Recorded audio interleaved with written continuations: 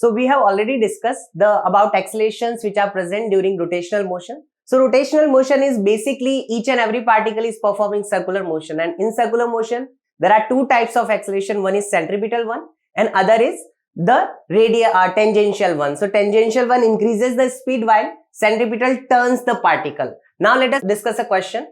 So a car is moving with a speed of 30 meters per second on a circular path of radius 500 meters.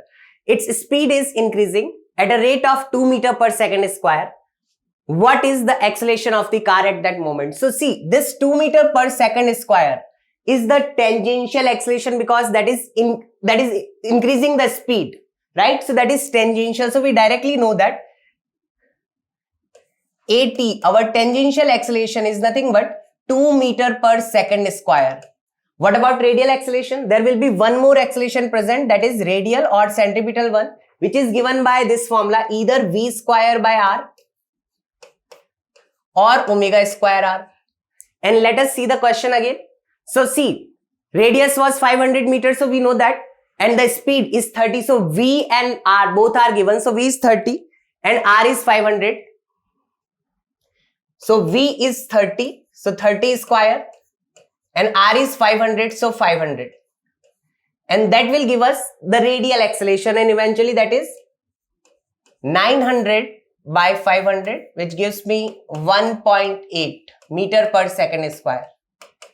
And how do we find overall acceleration? So overall acceleration is nothing but root over AT square plus AC square or AR square. So that is going to give me root over 2 square, which is 4, plus 9 by 5 whole square, which is 81 by 25.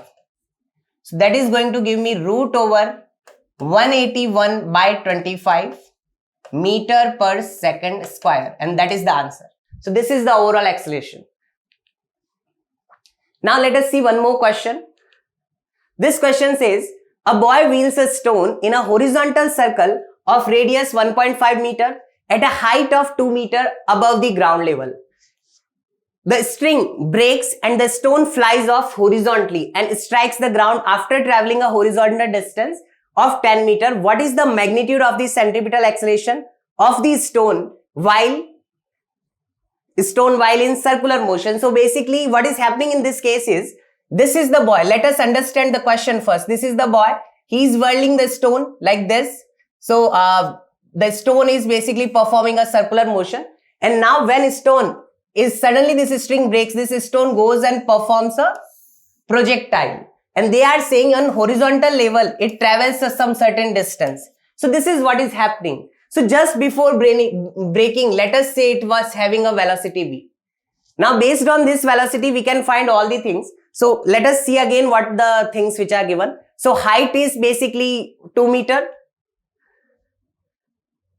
So this is 2 meter height. Radius is 1.5 meter. It is given in the question, radius of that circular motion.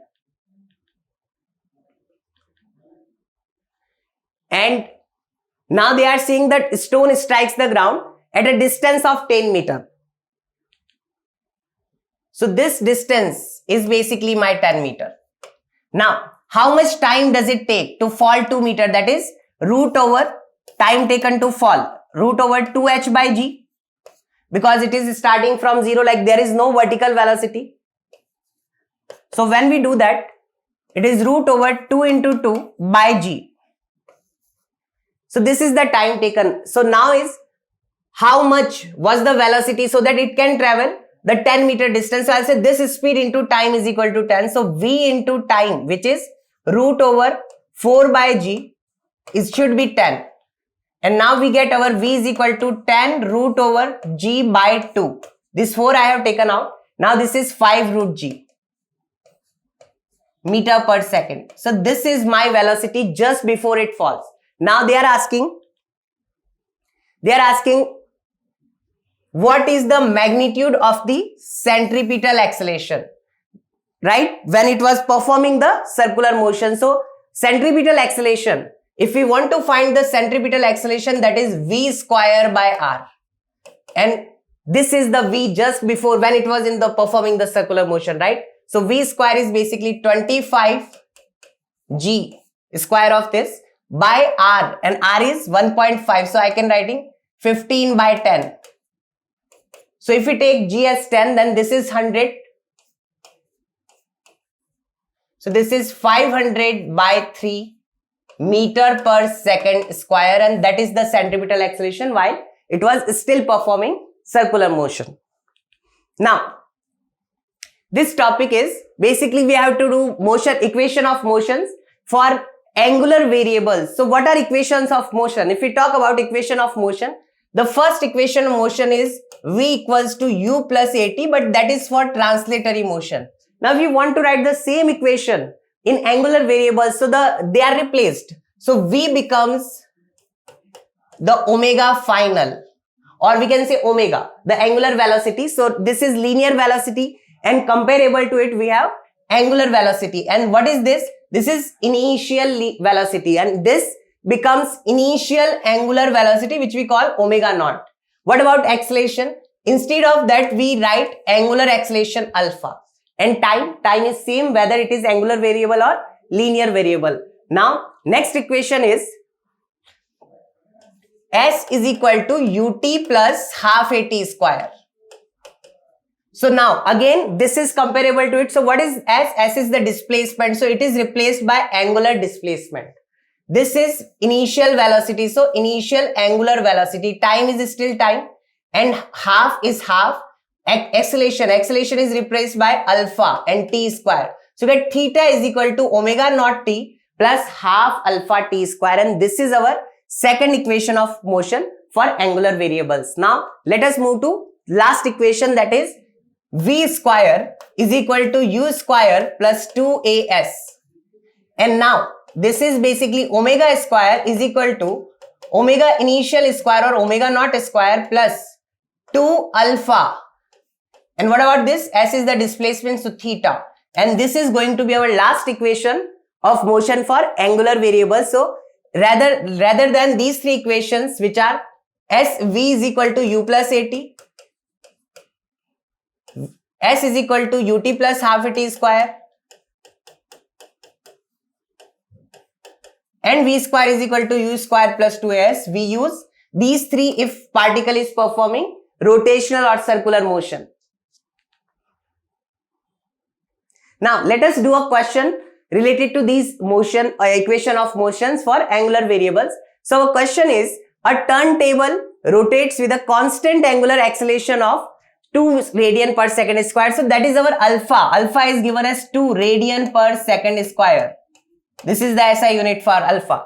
Now about a fixed vertical axis through its center and perpendicular to its plane. Now a coin is placed on it at a distance of 1 meter from the axis of rotation. So see, if this is the turntable, this is the axis of rotation, and now if coin is kept over here, then what is that coin doing? That coin is going to perform circular motion with that 1 meter distance as radius. So that is basically the radius. Radius is 1 meter. Radius of that circular motion is 1 meter. And now they are saying from the axis of rotation, the coin is always at rest relative to the turntable, means coin can be treated as a particle of table itself. It is not moving with respect to table. So whatever is the speed or acceleration or displacement or angular displacement of this point, that will be same as the displacement and velocity and acceleration of all the coin. Okay, now if at t is equal to 0, the turntable was at rest.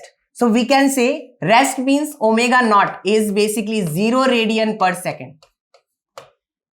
Now they are saying then find the total acceleration of the coin after 1 second. So they are asking after 1 second, what is the situation? Now see, again they are asking acceleration, total acceleration. So there are two types of acceleration present, we have to check. One is the centripetal one and one is the radial one. Radial one or centripetal one, and another is tangential one. So we already know that in this circular motion, the radius was 1 meter, alpha was 2 radian per second square, and omega naught was 0 radian per second. So this we already know. Now, and initially it started from rest. Now after 1 second, so they are asking at t is equal to 1 second. First let us find what is the final omega. So we know that omega is equal to omega naught plus alpha t.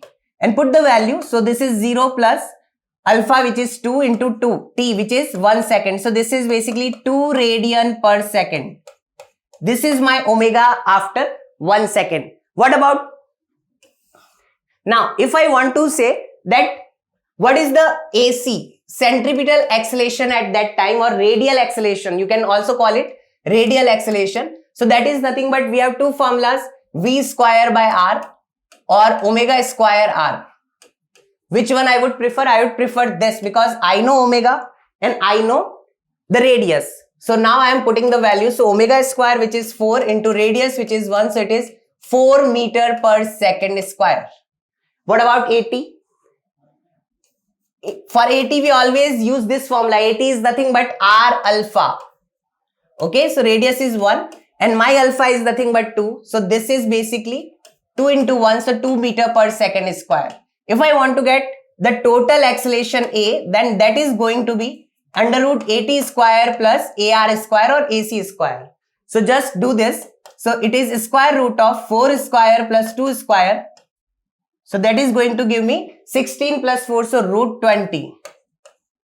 Or we can say 2 root 5 meter per second square.